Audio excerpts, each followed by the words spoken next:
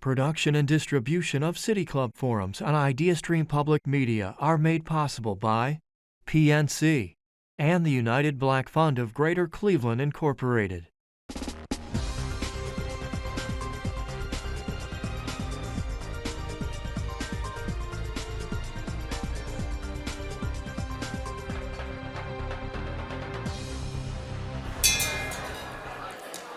Hey friends, good afternoon, and welcome to the City Club of Cleveland, where we are devoted to conversations of consequence that help democracy thrive. Today's Friday, July 12th. My name is Dan Malthrop. I'm the Chief Executive here at the City Club, and I'm very pleased to welcome our speaker today. He's a friend of mine. He's a great friend of the City Club's, Michael Jeans, President and CEO of Growth Opportunity Partners.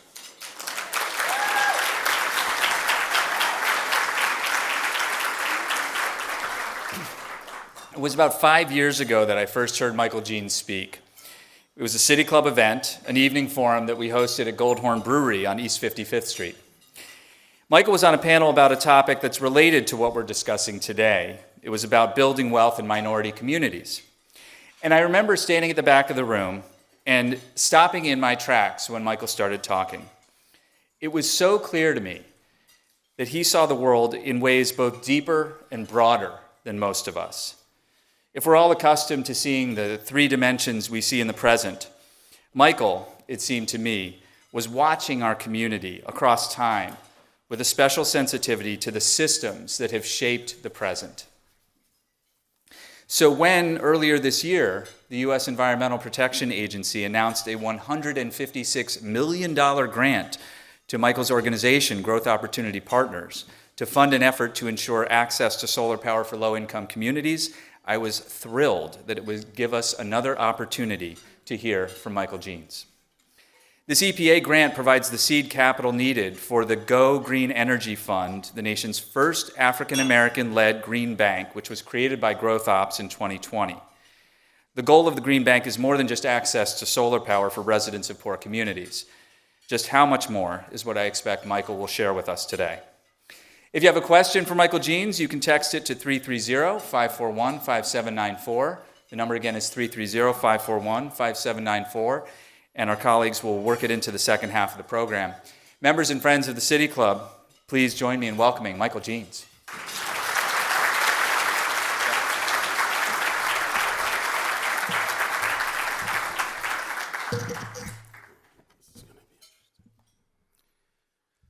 Good afternoon, City Club of Cleveland. We're off to a good start. Thank you for that. It is an honor to join the rich history that spans 112 years of this great institution, where world leaders, presidents, and civil servants, and others have gathered to hold conversations of consequence. This institution that is a guardian of free speech and also of civil and civic discourse, under the leadership of Dan Malthrop and the board of directors, occupies a new home thanks to you, my fellow guardians who seek to help democracy persist, evolve, and thrive. I would like to thank Dan and his team and the board of directors of City Club for extending the invitation to me to lead today's conversation. If there are any elected officials in the room, I'd ask that you stand and wave and be acknowledged for all the hard work and leadership you provide to each of us.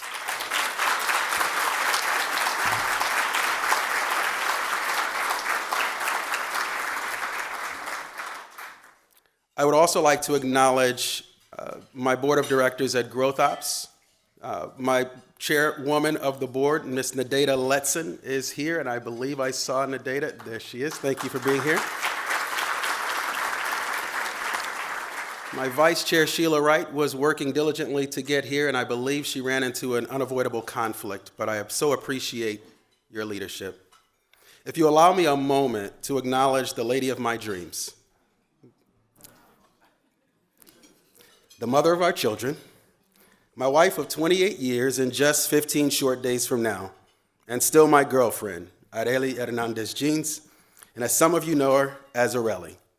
In the words of the late Sam Cooke, how sweet it is to be loved by you.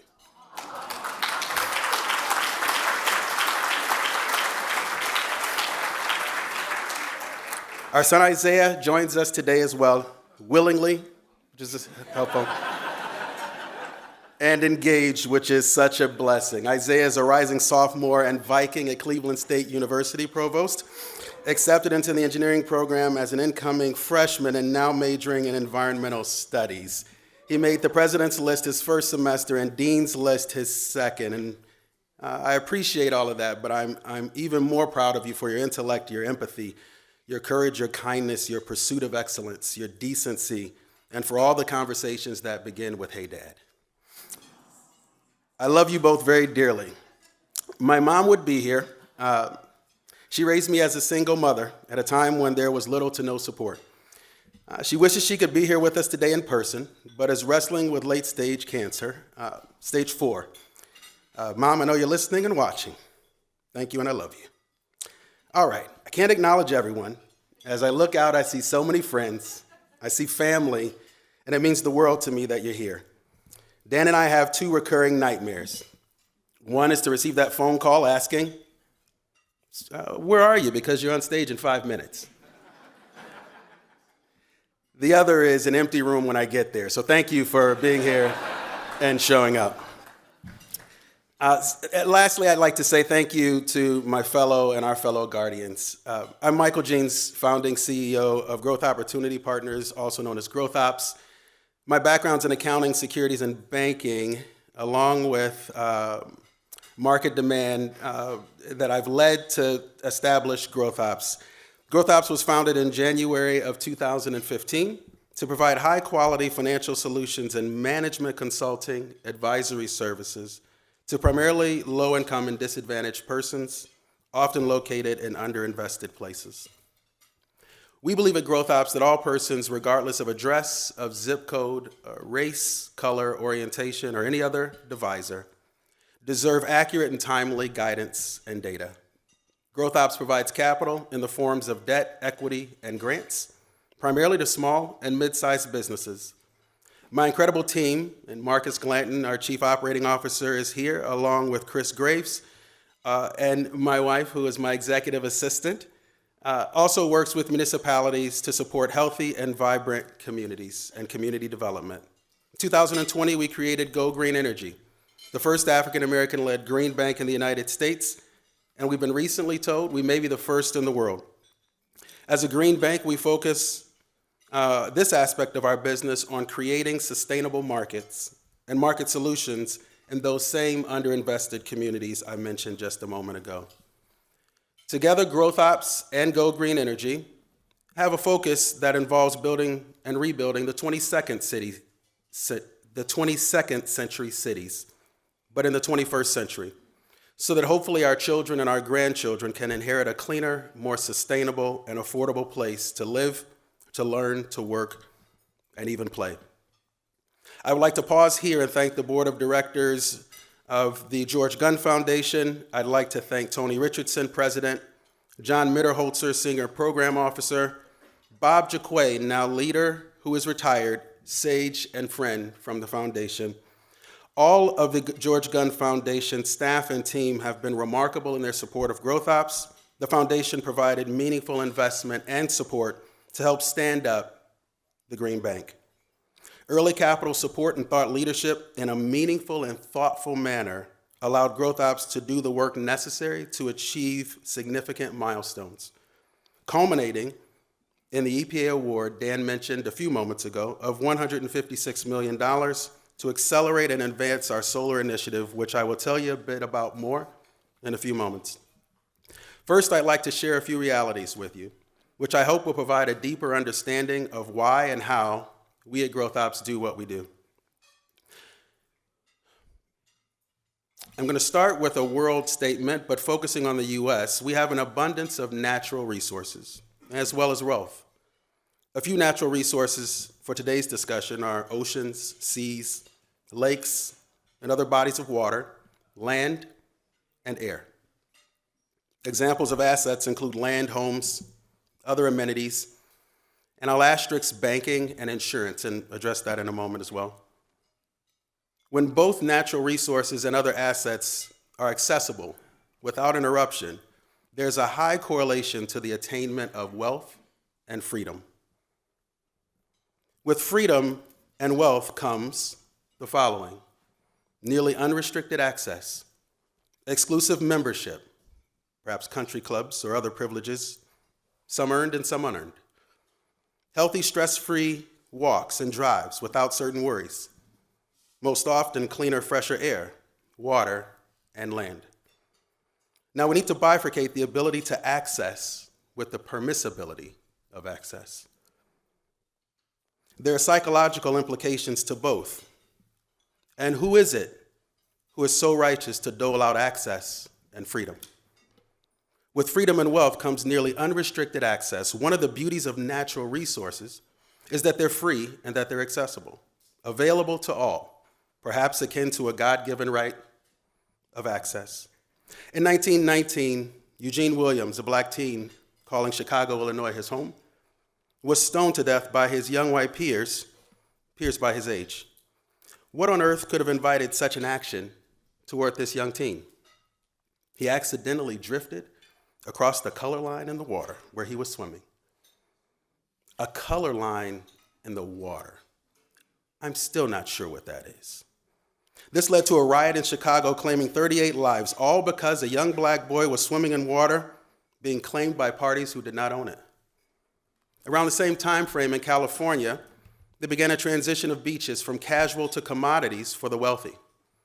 When black Californians established their own beaches, since they were somehow legally prohibited from accessing the public resource,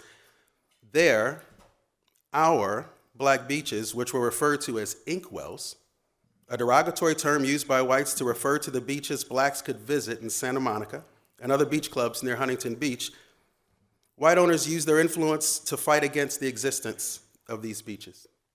Contractors abandoned their projects, and often the beach homes, the facilities, and the amenities were burned to the ground.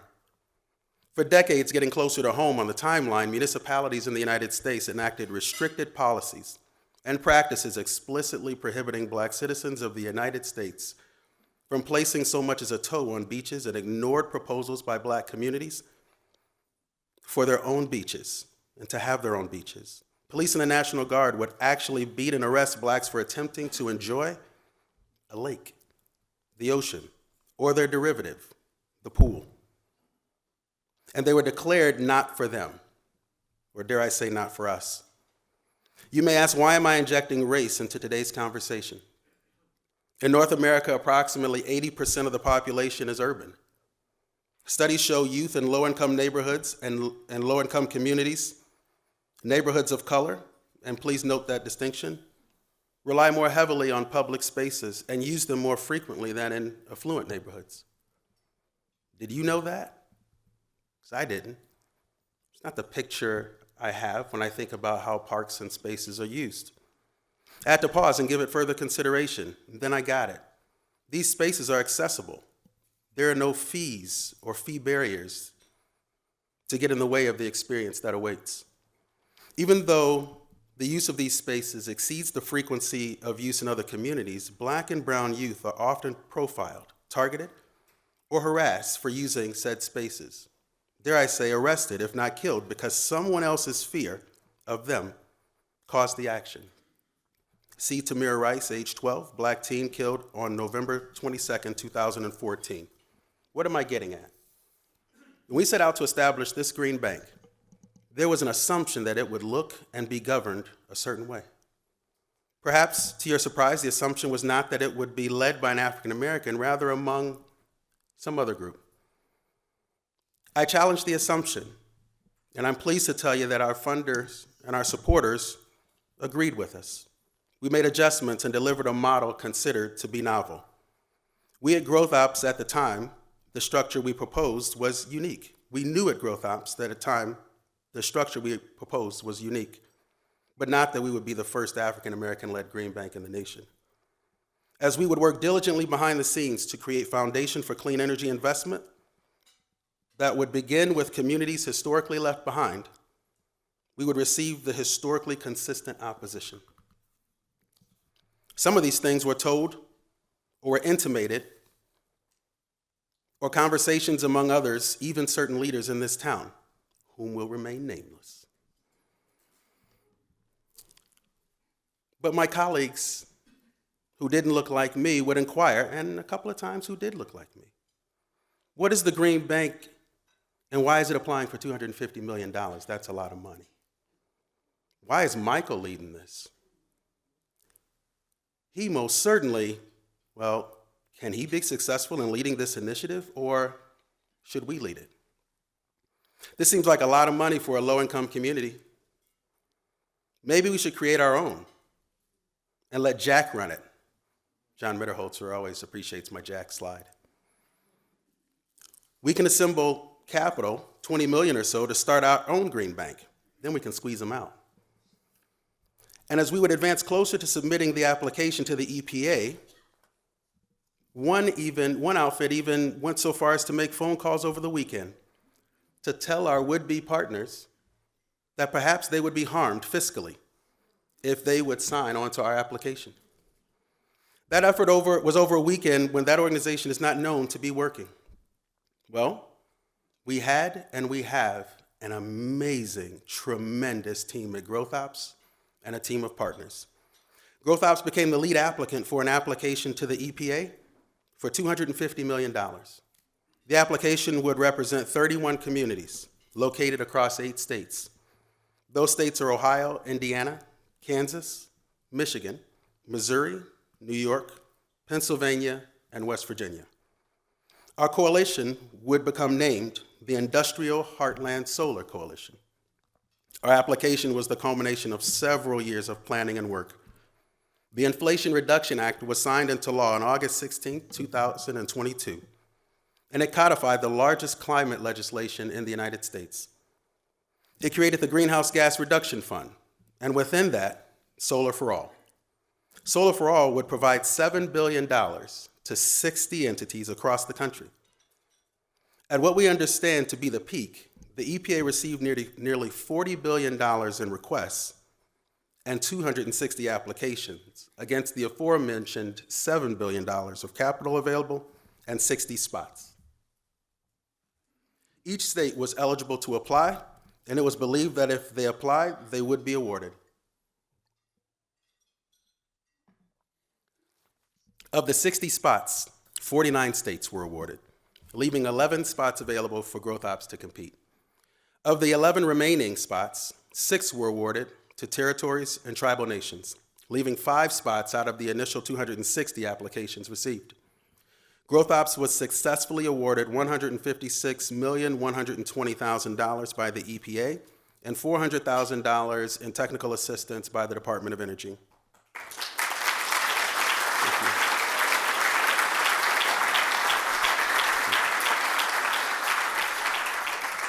Our application requested $250 million.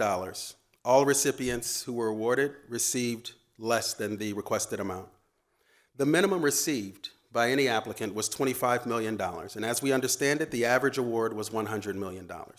So I'm not complaining about the 156. Our application provided a unique model to provide rooftop solar to low-income households across the coalition geography at no cost for the panels and the installation. For once, the barriers of finance, cost, and economics would be removed. And we're incredibly proud of that. Where some applicants seem to have created a profit center from this work, we at Growth Opps, well, we chose to reinvest into the communities of people who are counting on us. In the application form, we committed to the following. We would serve approximately 3.5 million residents in disadvantaged communities. We would provide approximately $19 million in annual energy savings.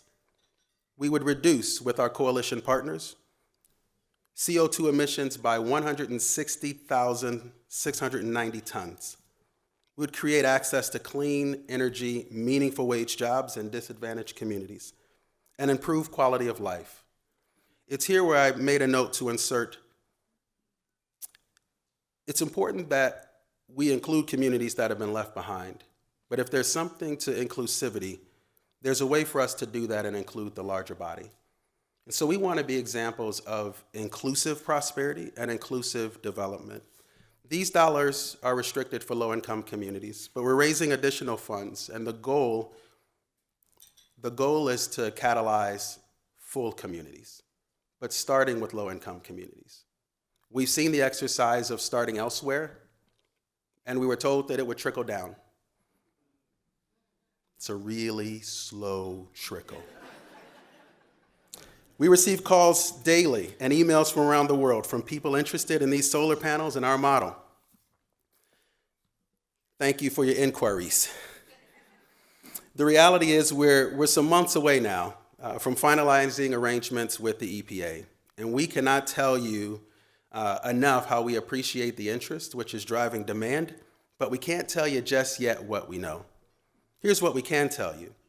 We're working very closely with high levels of government, our colleagues across the country, and gathering best practices around the world to bring high-quality infrastructure and solutions to communities that have been left behind. The U.S. economy is approximately $29 trillion. 28.78 trillion, actually. Among the latest data, we know that if the United States would cease from practicing exclusionary behaviors, policies, and laws, we could add approximately $8 trillion to the U.S. economy, growing it to nearly $37 trillion from $28 trillion. The cost of overlooking Black, brown, and underserved communities is becoming more expensive, and the price is leaving communities and people behind. And that's putting a significant weight onto our economy. This is one of the reasons why so many people across races feel left behind, whether it's perception or whether it's reality, whether it's in the inner city or it's in rural communities. That squeeze feels real, and therefore it is. And that squeeze, when it's coupled with misinformation, with lies, and with selfish leaders, it threatens democracy, it threatens freedom, and it threatens opportunity. So what must we do? We must depoliticize climate. We all share it. We must do all we can across the body politic, or all that we've done will be wasted. If our children and our grandchildren inherit the effects of selfish, restrictive policies that are born out of hate, which is the byproduct of ignorance, we will not be a great nation. What must we do? We must continue to support institutions like City Club of Cleveland. We must stop the hate in all of its forms, whether it's gender, whether it's anti-Semitism, whether it's unnecessary wars, whether it's us and them. This isn't difficult stuff, right? This speaks to the will of a people. We must think globally and act as global citizens. If we do not, we will continue to see an increase in the frequency and intensity of convective storms across the globe. Wind patterns will continue to be volatile, causing planes to rise and fall thousands of feet in seconds. We need to think about the effects of climate change. Temperatures will change and conditions will accelerate. Dry forests, they'll continue to burn, enveloping homes that we had the audacity to build in.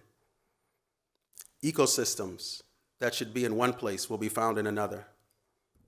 Water levels will rise.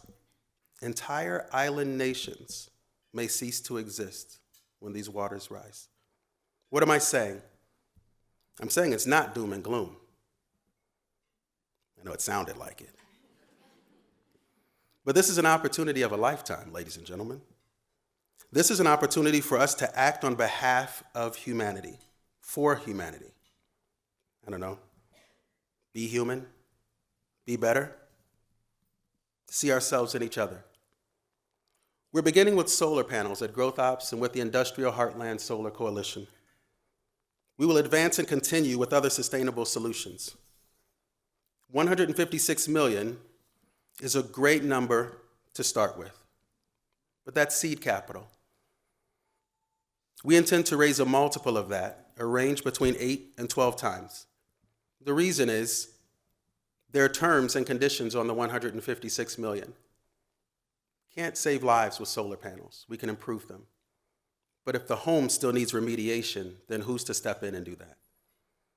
If the child's health is not what it could be, how do we improve that environment?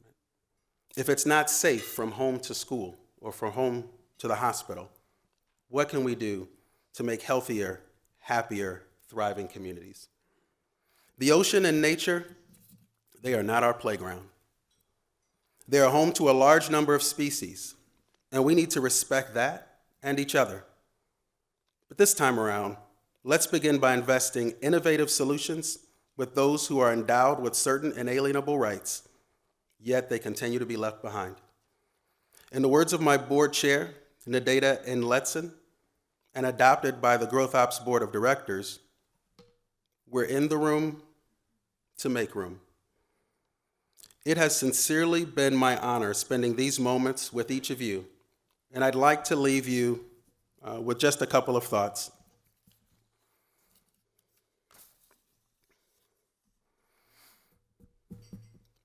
I operate a 501c3, and I'd love to stand here and tell you how important the vote is.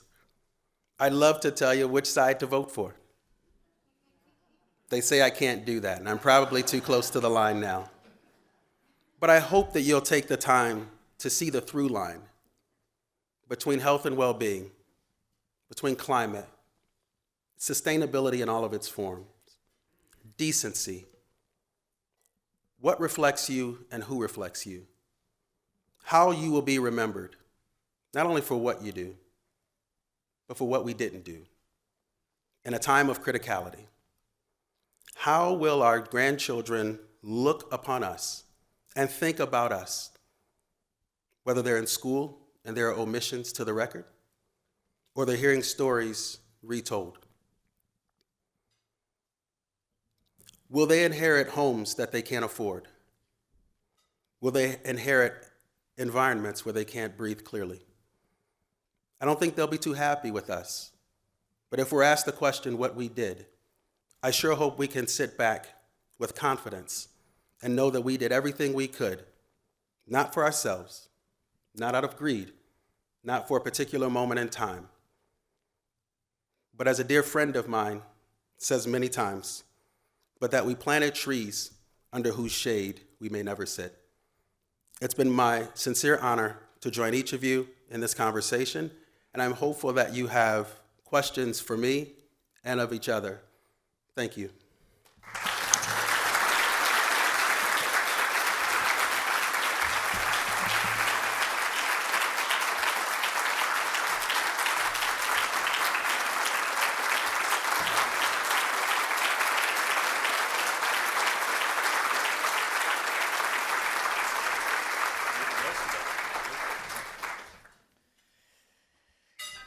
Hello again, I'm Dan Malthrop, Chief Executive here. We're about to begin the audience Q&A, and for our live stream audience and those just joining via our live stream, you can text a question into 330-541-5794. The number again is 330-541-5794, and our staff will work it into the program. We do welcome questions from everyone, those of you joining us here in the room or those of you joining us via our live stream at cityclub.org. or via our radio broadcast at 89.7 WKSU, Idea Stream Public Media. So I think we're ready for our first question. It's so good to see you. Go ahead. Thank you, Mark. My question for you is, how would Project 2025 affect the work that you do? Well, apparently we're starting at 9, and we're going to work our way up, bro.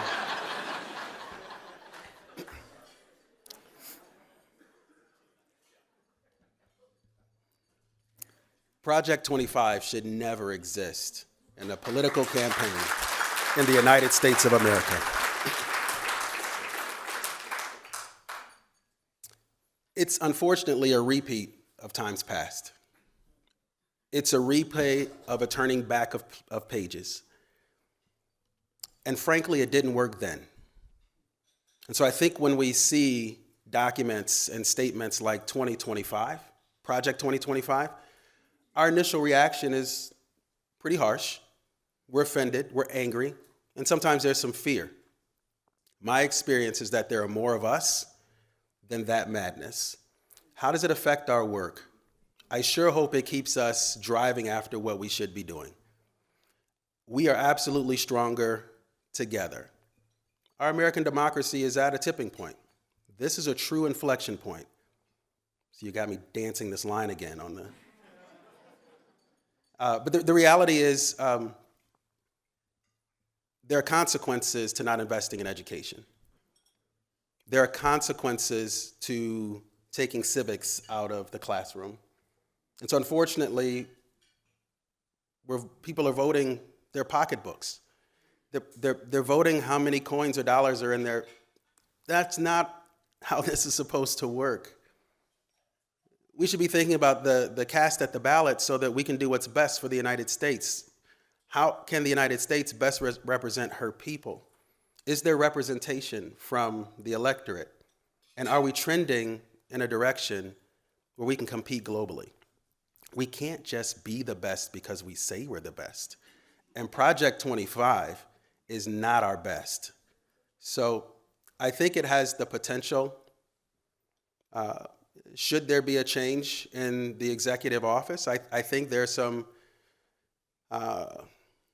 real meaningful consequences to every hardworking American. Michael, hi, thank you very much. My name is Ashley Backstrom. I'm with Destination Cleveland. In another life, I worked with the UN on the Sustainable Development Goals and Agenda, so I'm thrilled to have these conversations taking place in Cleveland.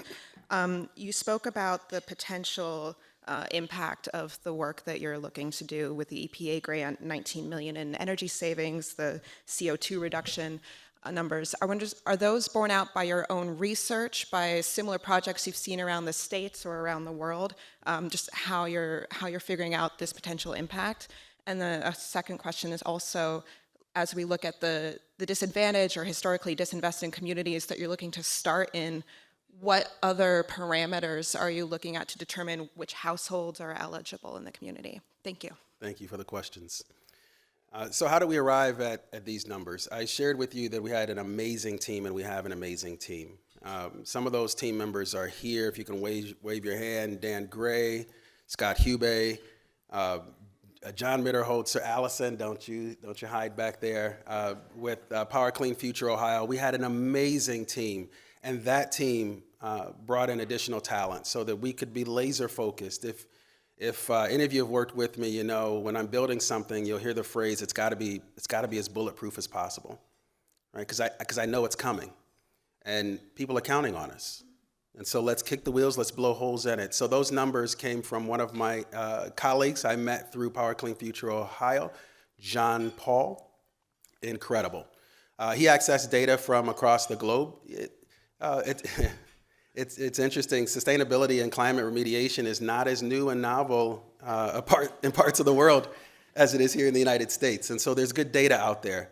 So we used that and we crunched the numbers. We also reached out to our coalition partners and we asked them for data. Technology has assisted us with GIS so we could see how many households had rooftops in low-income disadvantaged communities. So hopefully that answers your first question. That's tailored data and information and outputs from us. To the second, how we define disadvantaged communities and who will be the recipients. That's part of the renewed negotiation with EPA. And so which definitions has become a big part of this negotiation. For example, one of the qualifiers is Buy American, Build America, Buy America. Well, it turns out that government agencies have different definitions for what's made in America, what's American, and so we're trying to get some standardization there. We're doing the same with how we're going to define the disadvantaged. Now, the Department, I think it's of Labor, has, and it could be Energy, has a map of disadvantaged communities, so we don't have to guess at that. It's at the household level that we want to have precision. If you have beaten the odds and you put in the work and you've been able to go from an ultra low or low income environment and you've kind of made it across the line, we don't want to penalize you for that.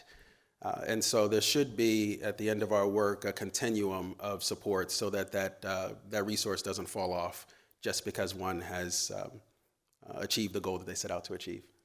Thank you. Yes. Good afternoon, Mr. Jeans. Great speech. Nice to hear from you. I'm Tom Bullock, Citizens Utility Board of Ohio, Executive Director. For Inclusive Path to a Greener Future, jobs and career pathways could be a big component of increasing economic power, increasing equity of outcomes and family incomes. Could some of the funding that you are investing lead to job opportunities, especially for people who have traditionally been not a part of high-paying jobs? And in particular, how about the skilled craftsmen and women in the building trades? The International Brotherhood of Electrical Workers does work in solar, for example.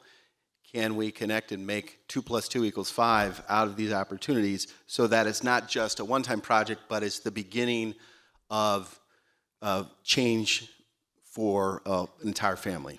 Yeah, great question and very appropriate. I'd like to start with an apology for putting someone on the spot, but there's a young man here who's joining us. He's working with a Growth Opps client who we have retained to do work in our home. Carter Core is the African-American owned company, and the owners of Carter Core are here, Tommy and Sandra Farmer. They have made it a point to not only do amazing work, but this is all talk and conjecture if we're not doing what we could or should be doing. We can't keep driving by these young minds and not stopping and slowing down and having real meaningful conversations and connecting them to the opportunities, the assets, and the wealth that we keep talking about. And so George is here, Jorge is here, and he is here because he wanted to be here. These aren't rooms where we've sent invitations. He was a student at Max Hayes. You graduated this year? Next year? Good heavens. He's very mature. Very mature. And so I guess I say that to say there are a number of ways to get to the meaningful wage job here. And this is one of them. The educational process and the camaraderie, the networking, it has to happen across lines. And we're pretty intentional about walking that talk. Secondly, we did ink a deal with IBEW at the international level with the CEO. I can thank Dan Gray for bringing IBEW into the room for us to have the regional conversation, and that escalated to, I guess, the CEO and I inking an agreement to solve the labor challenge, or at least put a dent in it. And so we were able to accomplish that, I think, a couple of months or so ago. Scott Hube assisted us in the documentation. And what did that do? That gave us access to 820,000, I believe, electrification workers. What we don't want is across the country, we have 40, 60% completed projects. And so that's the labor piece of it. There's still a supply side that we've got to tackle, and we're working on that. The application we submitted promises a minimum of 1,000 jobs that are meaningful wage jobs to be created. That's a floor. When we say meaningful wage jobs at Growth Opps, we don't typically fund projects that are creating minimum wage jobs because we don't need a catalyst there. That fire doesn't need to be lit. There's a preponderance of minimum wage jobs. And so this work will allow us to do just that. But I think it's worth recognizing when there's solar development in communities, there's a lot of work that needs to be done that has nothing to do with the panel. Right? So who's going to keep the grounds, and whose small business is going to do that? Whose lumber is going to be delivered? I think I was here for a CUBE symposium. Chris Nance led with his colleagues at GCP, and there was a African-American female business owner who has a transportation company, right? So who's going to transport, and how many more employees might she hire to do the work? And there are a number of examples that I can give you. And so there are specific solar jobs, and then there are the related jobs. The last thing I'll say is I hope that those of us in this room who are privy and participants to the conversations of the work of tomorrow, the workforce of tomorrow, that we begin to actually look at the jobs and the opportunities of tomorrow. I think too often we see lists, and I'm seeing some stuff on there that was there when I was in high school. So you know that's old, right? And so what might these be? And let's work together to identify those and then educate. The certificates alone are not going to be enough. We've got enough data to show us from Georgetown Policy Institute that educational certificates alone without a degree leave the person as vulnerable as if they had a GED or a high school equivalent.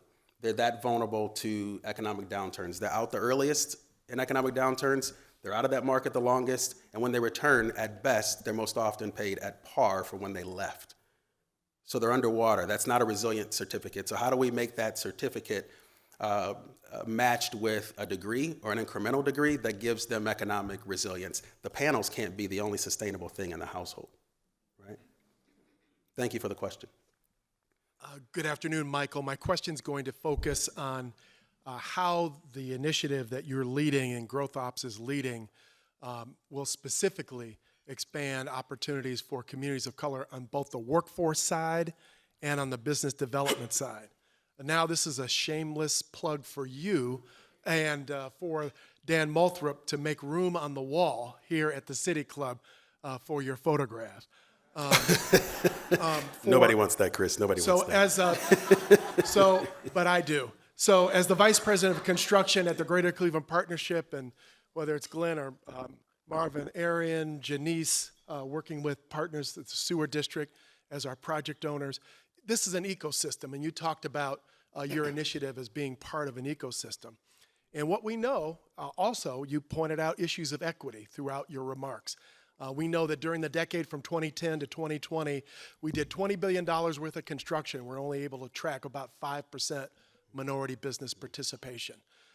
We know we are focused on trying to leverage these opportunities, but all too often, communities of color don't get an opportunity to connect. So could you share with us, as I take my seat, some of the specific ways that communities of color will be able to tap into the work opportunities and how businesses of color, obviously the grant, as you said, is the beginning, and with an 8X to 12X goal, that means that this is an operation you expect to expand significantly over time. Thank you, Michael, and congratulations to you, Aurelie, and the entire Growth Opps team. Thank you, Chris. Thank you. Well, I'll start with, it's clear to me when I'm getting close to something pretty special. Because the heat turns up, the hits come, and we experienced all of that. So I think the team at Growth Opps and our colleagues, our partners, our board, we knew there was something special here. During that time, some of those obstacles were pretty onerous, and I had to call a dear friend, perhaps a godfather of this community, and ask him, what do you recommend for me? Because there was a younger Michael on this shoulder, remember, kind of dum-dum on one shoulder who wanted to say one thing and do one thing, and then there was the other side that said calmer and cooler heads have to prevail.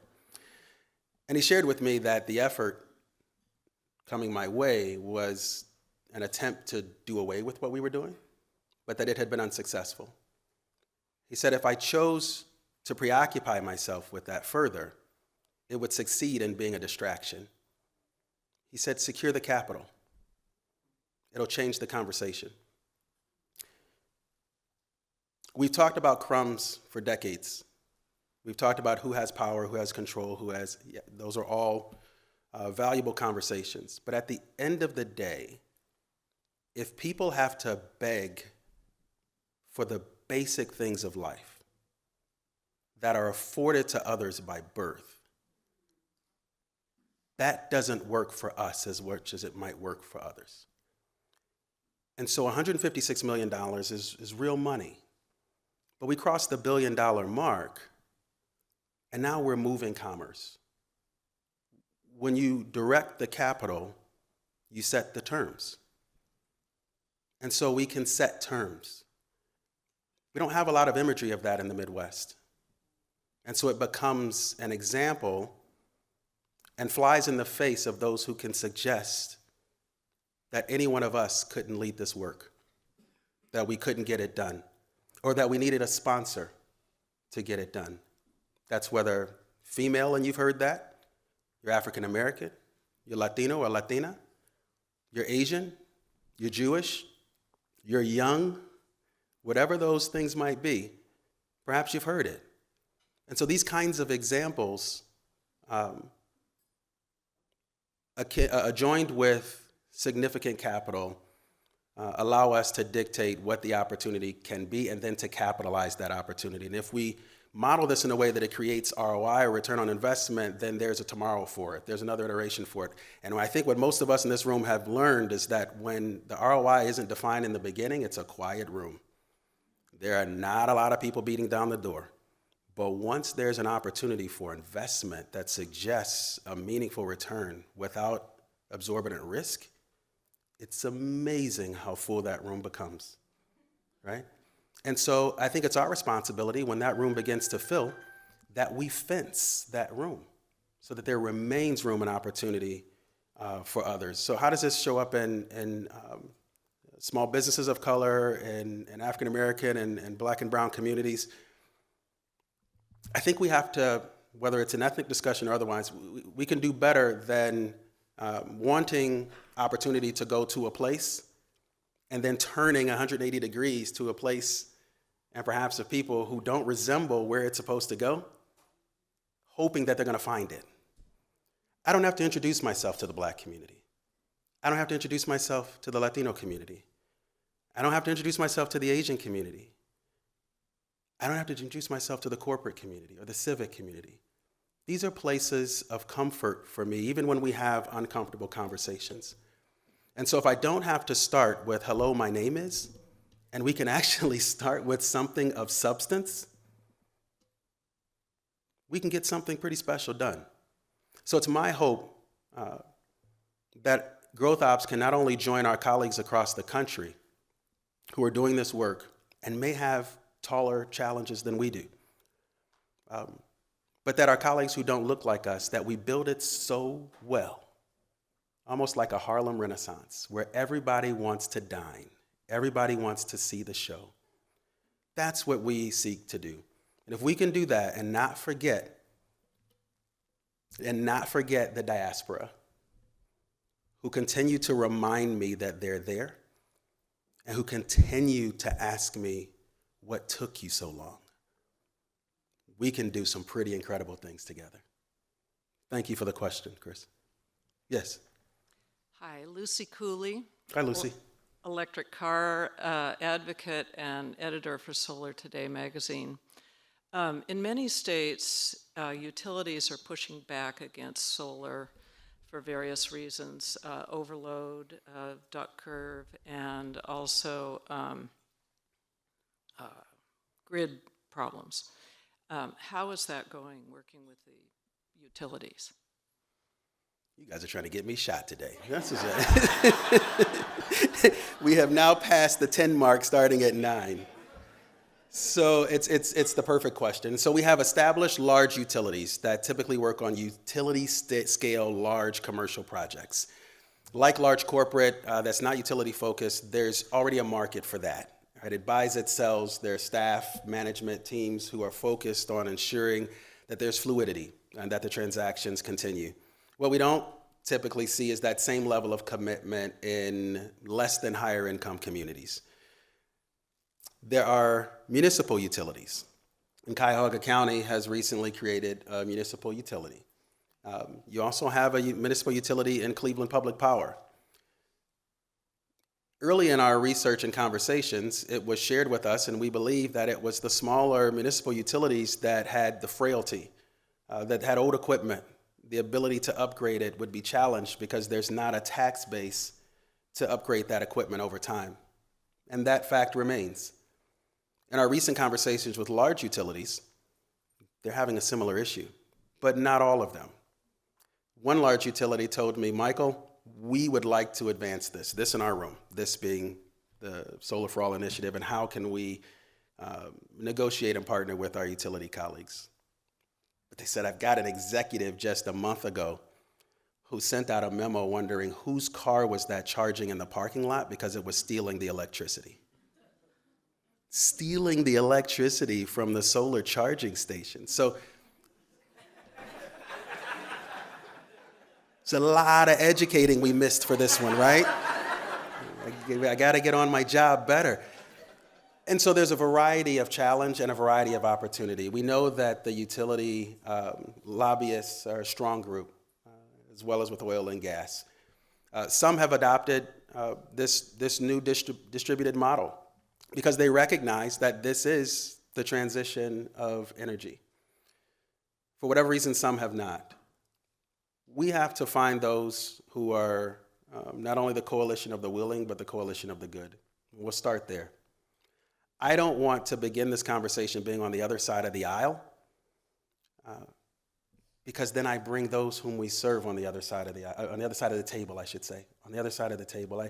And so I'm not trying to create enemies here. We want to help them see how this benefits their models, but they also have to see the value in the everyday Joe and Jane in our communities. And I don't know that they've all seen that economics. We need to pay close attention to our state houses across the country. We are not seeing a representation of the will of the people. That has to change. And so they're barriers, they're not insurmountable. And we've been pleasantly surprised by some of the larger utilities and the positions that they're willing to take. Does that answer your question? A little bit? Yeah? Batteries. If anybody's looking for, the comments that I'm making are not investment advice, and you should consult your investment advisor and tax advisor. Batteries, right? The demand is there, the supply is not there. It's solving for a particular challenge. Batteries, that innovation is probably worth looking into because we all need it to make this work. Yes. And I would have to come up and follow that. Good afternoon, Michael. Good afternoon. Valerie McCall. I really stand up at City Club addresses and do this, but I'm so excited about this particular program because of who you are looking to impact. And I think I heard you talk about you're still in the rule-making phases of this through negotiations. And one thing that I would implore you to do is as you're looking at this, we say low to moderate income neighborhoods a lot of times, and we go by census tracts and we break it down and we say, okay, these are the people we're gonna help. But a lot of times in the rulemaking, we actually restrict the people we are actually attempting to help, whether it's businesses, small businesses, African-American businesses, African-American owned businesses, but more importantly, the residents you're trying to touch. So I'm putting on my Ward 6 community hat. In the rulemaking phase, when we say neighborhoods of low to moderate income, I think we both live in unique communities. We touch it every single day. We ride by it. I live in one of those neighborhoods in the census tracts. I implore the rulemaking to not just be so restrictive as it goes by income requirements. Generally, they go by certain income, remembering that if people are homeowners, they're restricted a certain way. But open it up to the opportunity of others that are in that area as well that can benefit from this. Yeah. This is a phenomenal program. I commend you again, and I love the fact that you're gonna have a focus on small businesses, but also I wanna make sure that we get to the very essence of what you're trying to do, which is to serve opportunities. There is one household in my precinct that has solar panels on their house, and I look forward to seeing more. Thank you. Thank you, Valerie.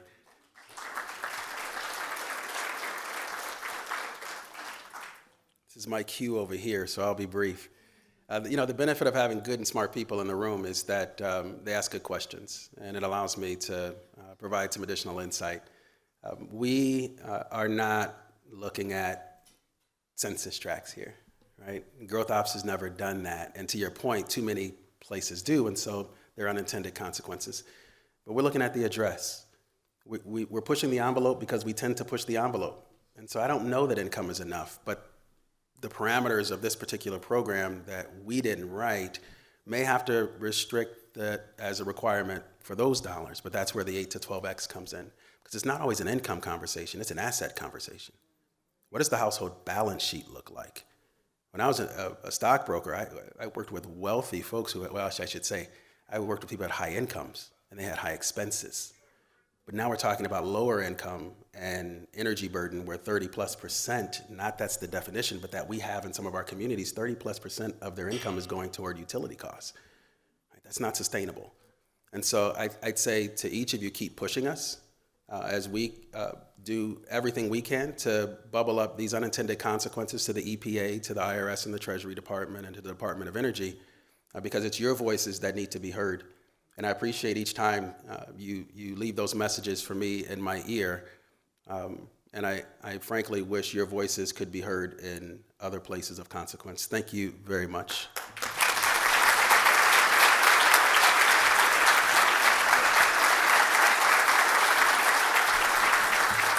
Michael Jeans.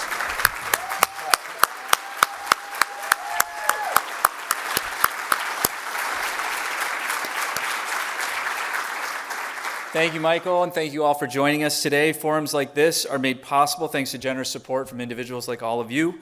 You can learn how to become a guardian of free speech at cityclub.org. Our forum today is part of our Sustainable Northeast Ohio series, which we present in partnership with the Northeast Ohio Regional Sewer District. We'd also like to welcome guests at tables hosted by the AKA team, Citizens Bank, the Cleveland Foundation, the Fund for Economic Future, the George Gund Foundation, Growth Opps, the Jewish Federation of Cleveland, the Northeast Ohio Regional Sewer District, and the Ohio Environmental Council. Up next at the City Club, we're actually at Shaker Square tonight for a film screening and a short forum following that film screening. And then tomorrow we'll be with Bike Your Neighborhood in the Shaker Square neighborhood. That event starts at 11 o'clock in the morning in the park right next to Dave's Supermarket if you want to meet us there. And then Wednesday, we're back across the street under the chandelier to continue our free outdoor summer series. We will hear about the efforts to support diversity in the media production industry. Also, next week, Ethan Karp, as mentioned earlier, Ethan Karp, President and CEO of Magnet, will bust some myths about manufacturing, including news of its demise. You can learn more about all of those forums and everything else coming up at the City Club at cityclub.org. Your beautiful, wonderful audience, thank you so much for being here today. Have a great weekend. This forum is adjourned.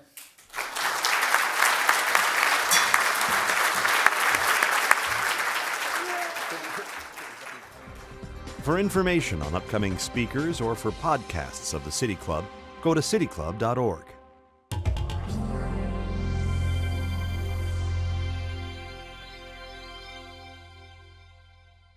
Production and distribution of City Club forums on IdeaStream Public Media are made possible by PNC and the United Black Fund of Greater Cleveland, Incorporated.